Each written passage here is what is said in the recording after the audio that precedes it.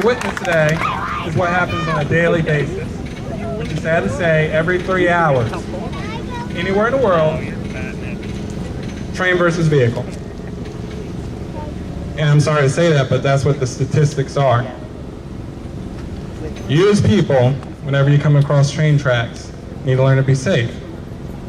Remember the 3 things that you were taught. Stop, look, and listen. What we have here, if you get into an incident, is what you will see. If you're ever stuck, if you're ever stranded, on the crossing, there's a blue sign. Remember, look for it. Even if you come across train tracks or you can come across a railroad crossing, look for it. It's a blue sign. If there's ever a case you get stuck, call that. Call that first. The railroad number and a GPS locator are on that sign.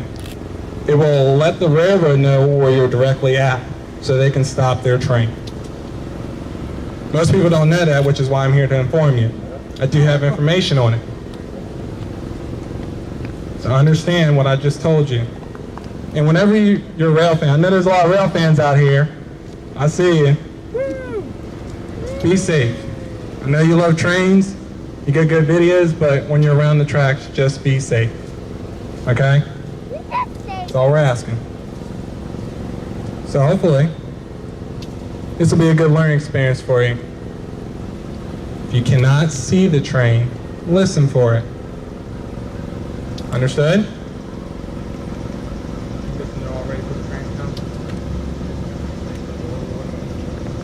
Okay, real quick, just some quick figures for you all.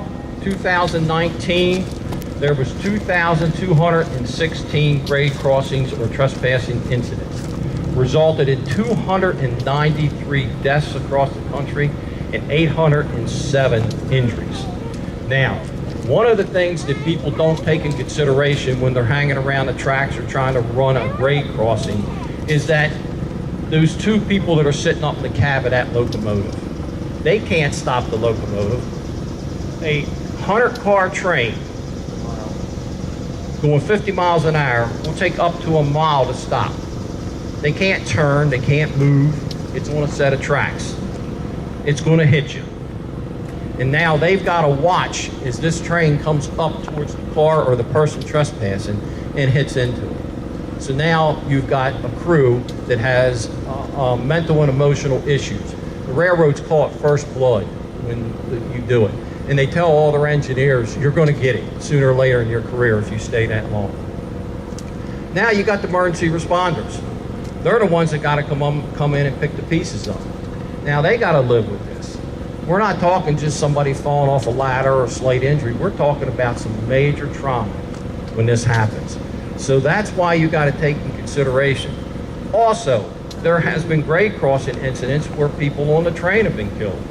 They have one up in New York, Metro North. The train hit the car and it hit the 3rd rail. The 3rd rail came through the coach, killed 5 people in the coach. So you got to think about that. And you pass that word to people. When the gates come down, stop. There is no reason for you to go past the gate. There's no reason whatsoever. Even emergency equipment stops. It will not run again. So what we're going to do here now is we're going to have the locomotive down there. You'll see it come up. And we have the Providence and North Point Edgemere Volunteer Fire Company rescue guys. They're going to come up and they're going to show you what it takes to basically cut you out of a vehicle if you're still alive. Now, remember, we're hitting this thing at about 20 miles an hour. So it might not look as much as if it was hit 50 miles an hour, but it's going to kill you or damage you pretty much. When I'm working on the train, I've had my close calls too, and they're very scary. From the perspective of the train crew, my body turned completely frail. I'm helpless to stop my train from hitting whoever crosses in front of me. There's only one thing I can do is throw it into emergency. So please take this as a lesson. Learn something today. Don't be what this car is going to be an example of.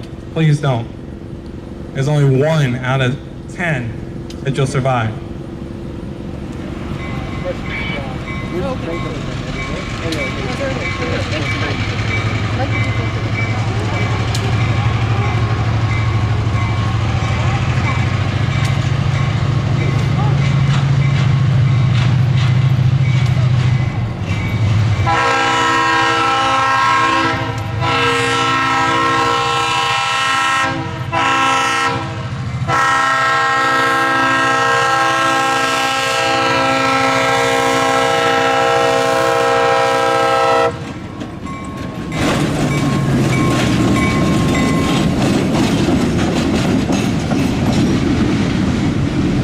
That may mean you can turn like upside down. There's been times where that could have been.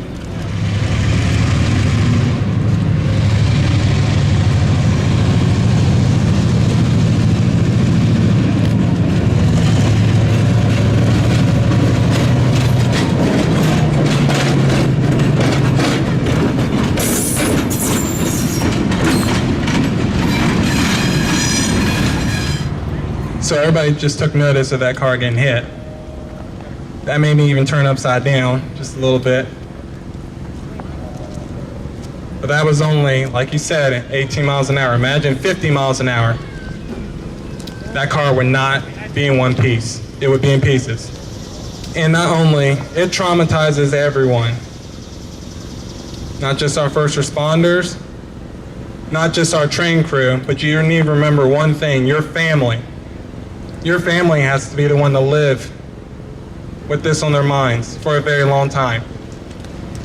Okay, folks, you see the firefighters are getting their equipment out, and they are functioning as they would on an actual scene. So you see it takes some time. So it's not like they can just arrive and start their operation. They have to be safe in what they're doing, so they have to get their equipment out, they have to get it lined up, they have to secure the vehicle.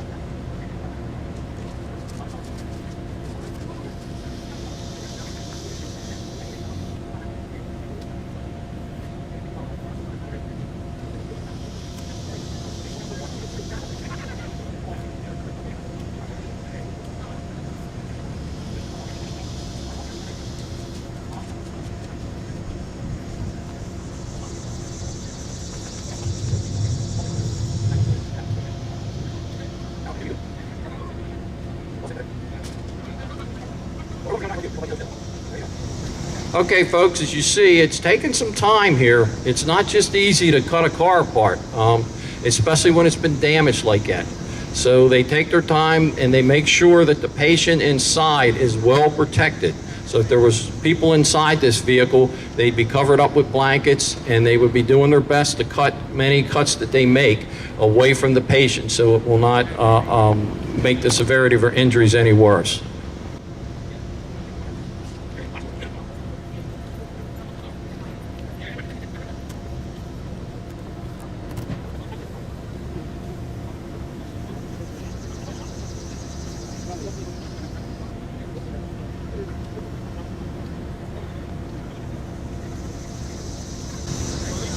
And think about this, folks. You should always be patient. You may never know. Remember, if you have friends in the vehicle, if you have family in the vehicle, think about them too. When you see flashing lights, if there's no gates, just wait. Every crucial second counts. It's very important. A train can be going 10 miles an hour to 50 miles an hour. Don't be in the path of it.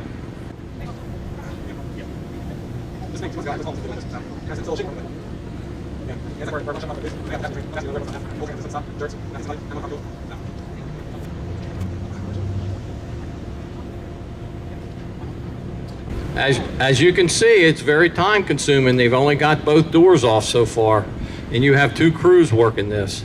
So we're pretty far into that golden hour already.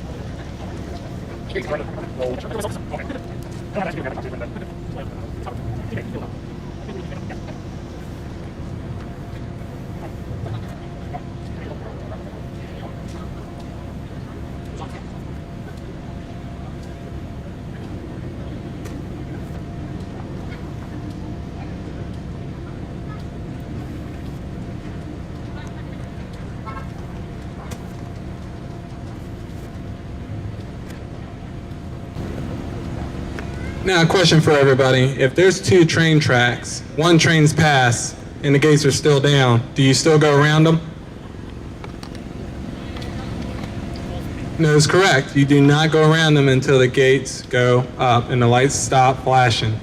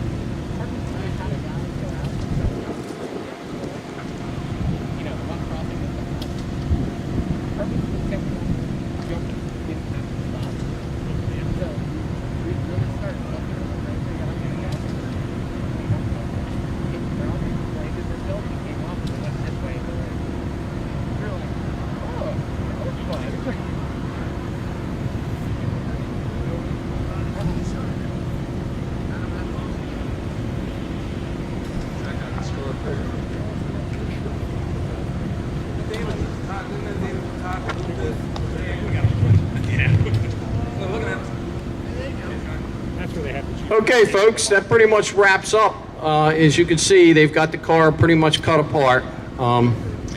Now, going back to the golden hour, we're already about half hour, 40 minutes into this, and we still got to load them in the ambulance, stabilize the patient, and then fly him out to shock trauma. So you can see that this is a real serious situation.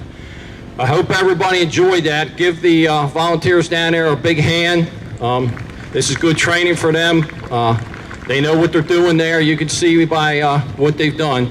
So what we're going to do is please stay clear of the track, and we're going to bring the train up and get you guys a ride back.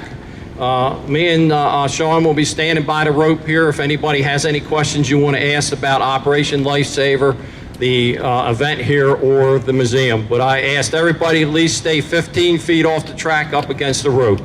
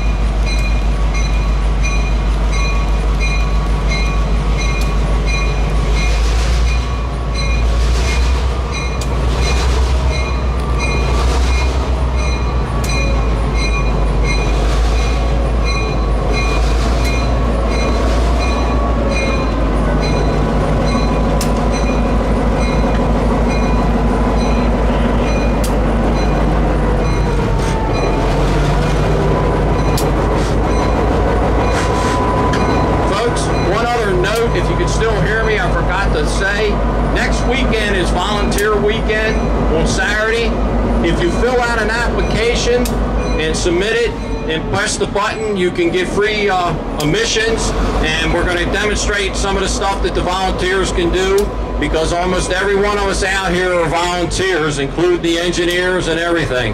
So there's a lot of opportunity if anybody's interested, and you don't have to be retired.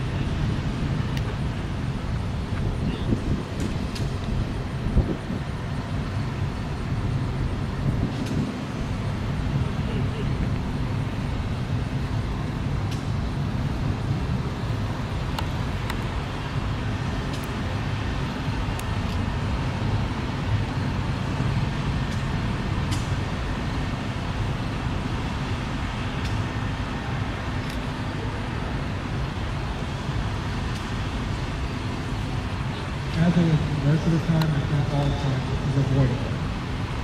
If you notice that every railroad crossing throughout the nation, flashing gates, crosswalk, a sign that just sits there, underneath that sign is a blue sign called ELS sign. That's the number you should call first if you're ever stuck in a train track, because you directly contact the railroad. And on that sign is the railroad number and the GPS locator for where you're at, so that the train crew knows and they can stop the train on time.